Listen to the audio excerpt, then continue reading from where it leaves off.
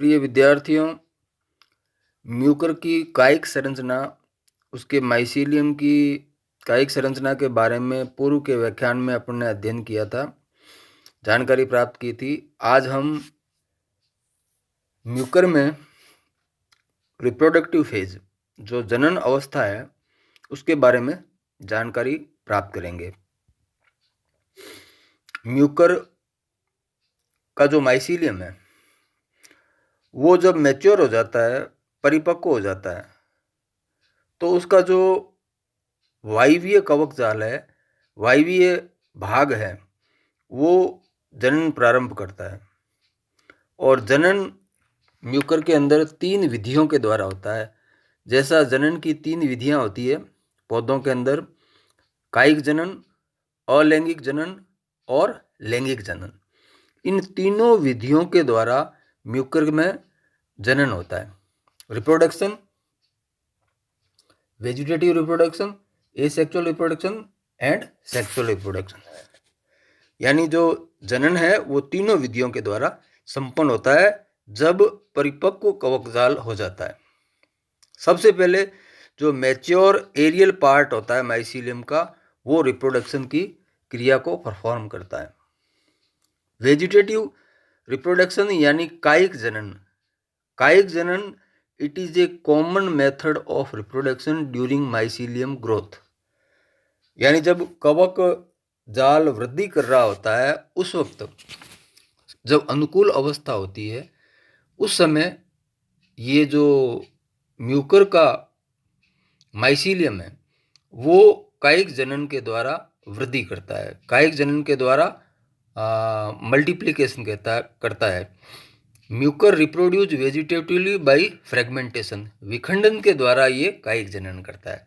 विखंडन का मतलब कि इसका जो माइसीलियम की हाइफी है वो छोटे छोटे टुकड़ों में टूट जाती है, और प्रत्येक जो इसका टुकड़ा है वो नए माइसीलियम का निर्माण करता है। वो एक स्पोर की तरह कार्य करता है। When mycelium break down into many segments and each segment having capacity to form mycelium, जो हाइफी है माइसीलियम की और उसका प्रत्येक भाग, विखंडित भाग, वो नए माइसीलियम को बनाने में सक्षम होता है।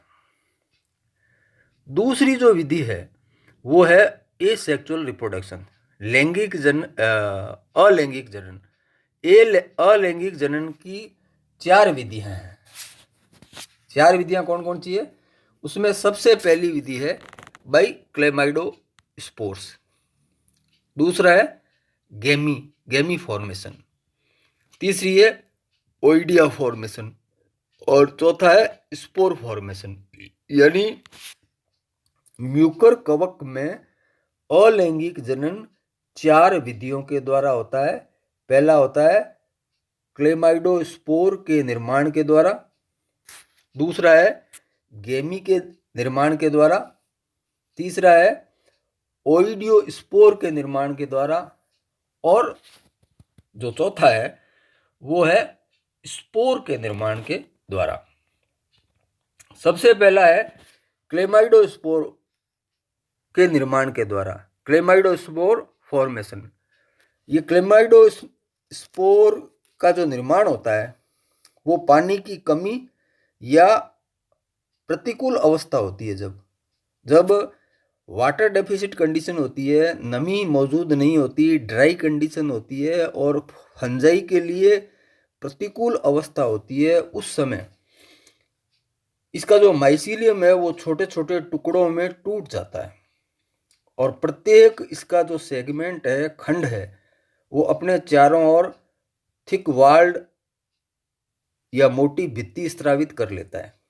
ये जो रूपांतरित मोटी भित्ति वाली संरचना होती है उसको क्लेमाइडो स्पोर्स या क्लेमाइडो बीजाणु कहते हैं, जो कवक सूत्र के प्रोटोप्लाज्म के कंस्ट्रिक्शन के द्वारा संकुचन का परिणाम है। इसका जो निर्माण होता है वो इंटरकैलरी होता है। इंटरकैलरी का मतलब होता है कि किसी भी तंतु के बीच में इसका निर्माण होता है, ये इंटरकैलरी होता है। इंटरकैलरी का मतलब होता है कि जैसे ये फिलामेंट है, ये फिलामेंट है, ये हाइफी है। इस हाइफी के बीच में ये जो रचना बन रही है, ये बीच के अंदर ये मान लो रचना बन रही है, तो इसको अपन कहते हैं क्लेमाइडोस्पोर। ये इंटरकैलरी है, ये जो पोजीशन है इसकी, इसको कहते हैं इंटरकैलरी, यानी इसका जो निर्माण होता है वो इंटरकैलरी होता है। Chlamydospore formation in the scarcity of water and the other in unfavorable condition, mycelium break into many segments. Each segment secretes thick wall around. प्रत्येक जो भाग होता है उसके बाहर मोटी भित्ति का निर्माण हो जाता है। These intercalary form thick walled chlamydospore. ये इंटरकैलरी है, ये पूरा हाइफी है, उसके बीच के अंदर ये स्पोर बना है, ये क्लेमाइडोस्पोर है। तो इसकी जो पोजीशन होगी उसको अपन कहेंगे इंटरकैलरी पोजीशन। ये इंटरकैलरी क्लेमाइडोस्पोर है। ये जो इंटरकैलरी क्लेमाइडोस्पोर का निर्माण होता है वो वास्तव में रेस्टिंग सेल्स होती है, सुप्त कोशिकाएं होती है। जब अनुकूल अवस्था आती है यानी फेवरेबल कंडीशन आती है, उस फेवरेबल कंडीशन में ये अंकुरित होकर नए कवक जाल का निर्माण करते हैं। इसके बाद में जो दूसरी विधि है वो है गैमी फॉर्मेशन, यानी जेमी का निर्माण। कभी कभी क्लेमाइडोस्पोर जो होते हैं वो अपने चारों ओर मोटी भित्ति का निर्माण नहीं कर पाते, तब पतली भित्ति युक्त संरचनाओं का निर्माण होता है जिनको जेनी या जेमी, जिसको अपन कहते हैं गेमी, GEMMAE, गेमी का निर्माण करते हैं, उनको गेमी कहते हैं। और इस gemmae having capacity to germinate to form mycelium. प्रत्येक जो गेमी है वो उसमें यह क्षमता होती है कि वो अनुकूल अवस्था जब आती है, उस अनुकूल अवस्था में वो गेमी अंकुरित होकर नए माइसीलियम का निर्माण करने में सक्षम होता है। ये दूसरी विधि है। तीसरी जो विधि है वो है oidiospore formation. Mucor form small cells like structure called oidiospores, यानी तरल जो पोषक माध्यम में यह कवक क्या करता है कि बडिंग करता है। इसका जो माइसीलियम है वो छोटी छोटी सेल्स के समान संरचनाओं का निर्माण करता है जिसको ओइडियम कहते हैं। ये ओइडिया पुनः मुकुलन कर एक मालाकार मालावात संरचना यानी लगातार कंटिन्यूस जैसे माला होती है वैसी संरचना का निर्माण करता है जिसको टोरुला अवस्था कहते हैं। ये जो टोरुला अवस्था है ये एल्कोहलिक फर्मेंटेशन में यूजफुल होती है। ये जो ओइडियोस्पोर्स होते हैं वो कार्बनिक अधोह स्तर पर गिरकर नए माइसीलियम का निर्माण करते हैं। These oidiospores form continuous bud-like structure called torula stage. ये टोरुला स्टेज कहलाती है, ये टोरुला स्टेज कहलाती है। टोरुला स्टेज का मतलब हो गया ये लगातार कंटिन्यूस, ये कंटिन्यूस स्पोर बनते हैं बड की तरह, और ऐसे एक चेन बन जाती है माला की तरह। ये जो चेन बनती है उस चेन को कहते हैं टोरुला अवस्था, ये टोरुला स्टेज कहलाती है। This stage is useful in alcoholic fermentation. ये जो अवस्था है वो एल्कोहल की जो किण्वन की प्रक्रिया है उसमें लाभदायक होती है। ओइडियोस्पोर रीच ऑन सबस्ट्रेटम और liquid organic medium form new mycelium. जब ये ओइडियोस्पोर्स है वो किसी सबस्ट्रेटम पर पहुंचते हैं या जो तरल कार्बनिक पोषक माध्यम होता है उसके ऊपर पहुंचते हैं तो वो नए माइसीलियम का निर्माण कर देते हैं। चौथी विधि है वो है बीजाणु जनन, बीजाणु के द्वारा स्पोर फॉर्मेशन। फेवरेबल कंडीशन होती है यानी जब अनुकूल अवस्था में छोटे अचल व वायु प्रकीर्णित जो एयर डिस्पर्सेबल एपेनोस्पोर्स का निर्माण होता है। इनका निर्माण एक गोलाकार काली संरचना में होता है जो बीजाणु धानी कहलाती है। बहुकेंद्रकीय अचल बीजाणुओं का निर्माण बीजाणु धानी दरों के शीर्ष पर होता है, जिनको स्पोरेंजियोफोर कहते हैं। यानी स्पोर फॉर्मेशन जब होता है उसमें फेवरेबल कंडीशन होती है। फेवरेबल कंडीशन के अंदर क्या होता है, जो इरेक्ट हाइफी होते हैं, ऊर्ध्व जो कवक तंतु होते हैं, उनका जो शीर्ष भाग होता है वो स्पोरेंजियोफोर कहलाता है।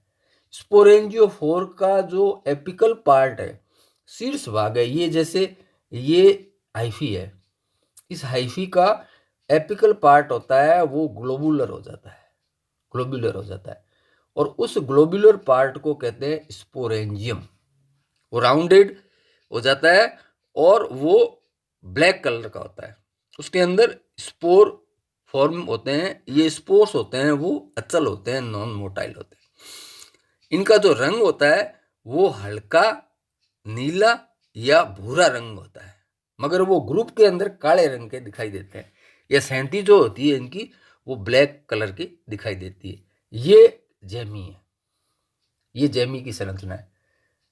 ये जो गैमी है ये इंटरकैलरी जैमी बनती है।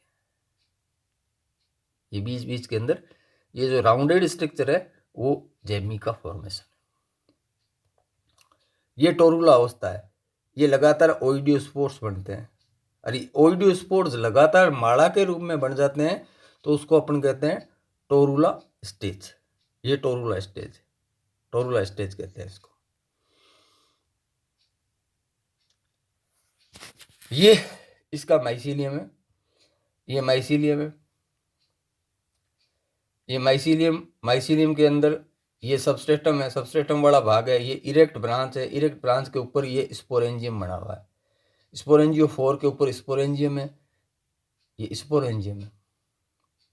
अब स्पोरेंजियम से जो स्पोर्स निकलते हैं, स्पोरेंजियम में ये एरियल ब्रांच है, ये न्यूक्लियल है। इसका कैसे निर्माण होता है ये पूरी प्रक्रिया इसमें समझाई हुई है। ये जो स्पोर्स होते हैं, स्पोर्स जब जर्मिनेट होते हैं, स्पोर्स जर्मिनेट होने के बाद में ये माइसीलियम बनाते हैं। ये पूरी चेन बताइए। ये एरियल ब्रांच है। एरियल ब्रांच में न्यूक्लियस होते हैं खूब सारे। ऊपर वाला भाग ग्लोबुलर हो जाता है। ग्लोबुलर भाग फिर सेप्टेशन के द्वारा अलग हो जाता है। सेप्टेशन के द्वारा जब अलग होता है तो वो दो भागों में डिवाइड हो जाता है। ऊपर न्यूक्लियर पार्ट होता है, बीच में कोल्यूमेला कहलाता है। ये स्पोरेंजियम कहलाता है। स्पोरेंजियम के अंदर स्पोर्स, कोल्यूमेला और वैक्यूल्स होते हैं। वो जब डाइसेंस होते हैं तो अचल बीजाणु बाहर निकलते हैं। अचल बीजाणु जर्मिनेट होते हैं तो नए माइसीलियम का निर्माण होता है। आज के व्याख्यान में इतना ही। अगले व्याख्यान में अपन म्यूकर के अंदर जो लैंगिक जनन किस प्रकार से होता है उसकी विस्तृत जानकारी प्राप्त करेंगे। आज के व्याख्यान में इतना ही। जय हिंद।